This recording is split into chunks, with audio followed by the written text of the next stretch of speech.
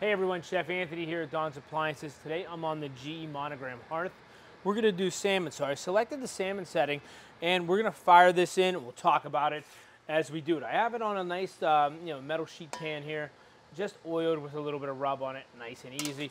I'm gonna put it on the smaller because it fits in here and I'm actually just gonna glide it into where I want it. This is a great way so you don't have to really have your hands in there, kind of keep it in the sweet spot.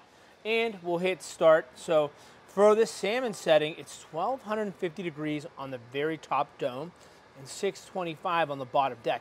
It's gonna be about 8 minutes. So, that's really what's gonna happen. So we're really gonna get that high temperature on the top, the coming down on the top of that salmon, then we're really gonna get that hot heat, 600 or so from the bottom. I can already hear it sizzling, so we'll see you back in about 7 minutes and 30 seconds. There's gonna be a rotate in between, probably at the 3.5-minute mark. They give the nice prompts and timers for that. So, tune in. Okay, the rotate food sign's on. We're about halfway point. This is a great time to pull it out and check it. Look at the salmon, great crisp, starting that great color.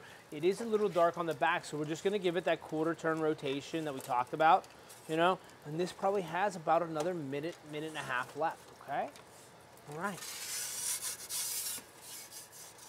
All right, everyone, we're about under 2 minutes, so 2:30 right now. So from the original time, look at this finished salmon. Very nice, very crisp to the touch. Look at that.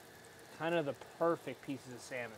Kind of exactly what you want. So nice, easy, minimal preparation. Look at the heat on that. I mean, that's over 1250 degrees. Awesome product.